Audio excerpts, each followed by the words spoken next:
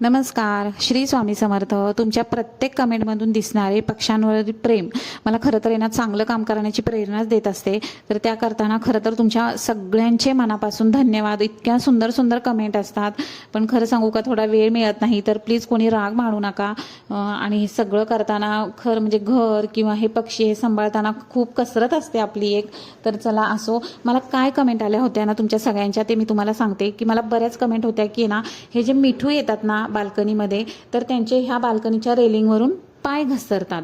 तर त्याकरता लोकांचं असं म्हणणं होतं की तुम्ही ते रेलिंगवर एखादं कापड गुंडाळा किंवा काहीतरी दोऱ्या बांधा. तर हो, मी आता तुम्हाला तेच सांगणार आहे की हे जे पोपट येतात त्यांची मी खूप काळजी घेत असते आणि पावसाळ्यात तर खूप खास करून काळजी घेते, कारण त्यांना कोणताही त्रास होणार नाही ह्याच्याकडे माझं सुद्धा लक्ष असतं.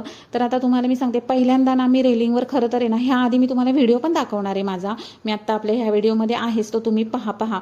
1-2 वर्षाचा व्हिडिओ असेल. दरवर्षी मी हे काम करते बरं का. पावसाळ्यामध्ये त्या रेलिंगवर आहे ना खूप साऱ्या दोऱ्या बांधायच्या आणि मग ते काय होतं ना की पाऊस येतो ना, त्यानंतर त्या दोऱ्या, पाऊस तर जातोच हो, पण त्या ज्या दोऱ्या असतात त्या एवढ्या खराब होतात आणि मग सगळी घाण साठते त्यामध्ये.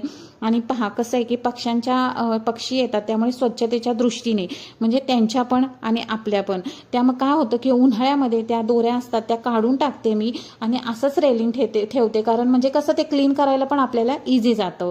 तर आता मी ह्यावेळी पण काय केलंय ना की पाऊस यायच्या आधीच आहे ना आपल्या रेलिंगवर एक काठी लावली आहे. मी तुम्हाला दाखवणारच आहे, कारण आता इथून पुढे ह्यांचे पाय कधीही घसरणार नाही. पहा, आता 8 दिवस झाले मी हे काम करून आणि आत्तापर्यंत त्यांना खरं तर खूप छान ग्रीप मिळते त्यावर बसायला आणि तिथून पुढं परत ते फीडरवर येतात ना, त्यामुळे अजिबात त्यांचा पाय घसरत नाही. तर मी काय केलंय ते तुम्ही पहा. आता एक छान जुगाड केला ह्या वर्षी. म्हटलं आता दरवर्षी खूप साऱ्या दोऱ्या होतात बांधून, तर म्हटलं आता ह्या वर्षी दोऱ्या नको बांधायला, काहीतरी वेगळा जुगाड करूया. म्हणून मी काय केलं ते तुम्हाला मी दाखवते. पण आता काही लोक विचारतात की पोपटांना खायला काय देतात. तर पोपटांना मी मागे पण सांगितले, सूर्यफुलाच्या बिया आणि इंद्रायणी तांदूळ आणि शेंगदाणे, ह्या 3 गोष्टी पोपटांना फार आवडतात. तसंच चिमण्यांना तुम्ही राळं देऊ शकता, ते त्यांना खूप आवडतं. तर आता मी तुम्हाला ना माझा मागचा हा म्हणजे खूप जुना व्हिडिओ पहा, म्हणजे अगदी हा तर खूप जुना मिळाला मला व्हिडिओ. तर मी हे दरवर्षी काम करते की ना असे फीडरला आहे ना दोऱ्या बांधते आणि त्या दोऱ्यांवर आहे ना, त्या रेलिंगवर आहे ना छान बसतात ते पोपट. त्यांचा पाय पण घसरत नाही आणि ते छान बसून त्याच्यावर धान्य खाऊ शकतात. तर हे माझं काम दरवर्षी पावसाळ्यात हे पोपट मला कामाला लावतात आणि मी ते करते सुद्धा अगदी. आणि परत एकदा पाऊस गेला ना की त्या सगळ्या दोऱ्या काढून टाकते, कारण स्वच्छतेसाठी हे सगळं करावं लागतं पहा. तर आता ह्या वर्षी मी काय केलंय, थोड्याशाच दोऱ्या गुंडाळ्यात, कारण ती जी काठी लावली त्याच्यावरून ते तिथपर्यंत छान येतात. आणि मग एक पुन्हा बारीक काठी आणली आहे, ती अशी मी बांधली आणि त्याच्यावर आता ते पोपट येत आहेत. त्यांच्या पायांना पण आहे ना खूप छान ग्रीप मिळते बरं का. जेव्हा ते बसतात ना तेव्हा खूप छान बसतात. आता बघा 8 दिवस झाले मी दोरी बांधून. आता माझ्याकडे पोपट पण येतात, छान बसतात, त्यांचा पाय घसरत नाही. तर तुमच्या सगळ्यांचे मनापासून धन्यवाद की तुम्ही मला काहीतरी सुचवलं आणि मी माझ्या परीने ते काम पूर्ण केलं, त्याबद्दल तुमचे मनापासून धन्यवाद. तर आता चला, चिमण्या, साळुंक्या ह्यांची सगळ्यांची सकाळी सकाळी अशी गडबड असते, तर खूप छान वाटतं बरं का ह्या पक्ष्यांना पाहून. आता कोणाकोणाकडे खूप साऱ्या चिमण्या आणि पोपट यायला सुरुवात झाली सांगायला विसरू नका आपल्या कमेंट बॉक्समध्ये. तर आपण पुन्हा भेटूया आणि आज मी पक्ष्यांसोबत कशा गप्पा मारते ते पण तुम्हाला आपल्या व्हिडिओमध्ये ऐकायला आणि पाहायला मिळणार आहे. तर चला आता पाहूया. ही आमची लाडो. ये हातावर ये लवकर ये, काही नाही होत, ये पाणी प्यायचंय, पी पाणी. चल,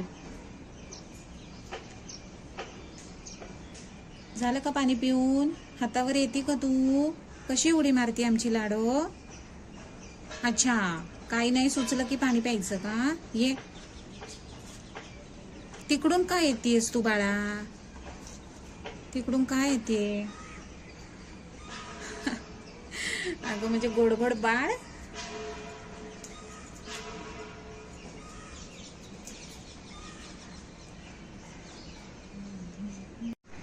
एका हातात मोबाईल धरावा लागतो, एका हाताने तुला खाऊ भरवावा लागतो. काय काय करायचं मी एका वेळी? तुला खाऊ भरवायचा, मोबाईल धरायचा, एकतर तुम्ही असं अचानक येणार खाऊ खायला हाताने.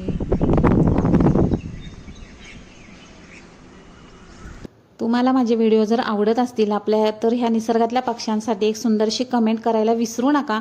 आणि जर तुमच्या अजून काही सूचना असतील तर त्या पण तुम्ही कमेंट बॉक्समध्ये सांगा. मी नक्कीच त्या पूर्ण करण्याचा प्रयत्न करेल. आणि आता कोणाकोणाकडे खूप साऱ्या चिमण्या आणि पोपट येत आहेत आपले व्हिडिओ पाहून, ते पण सांगायला तुम्ही अजिबात विसरू नका. तर चला आपण पुन्हा भेटूया. तोपर्यंत राधे राधे.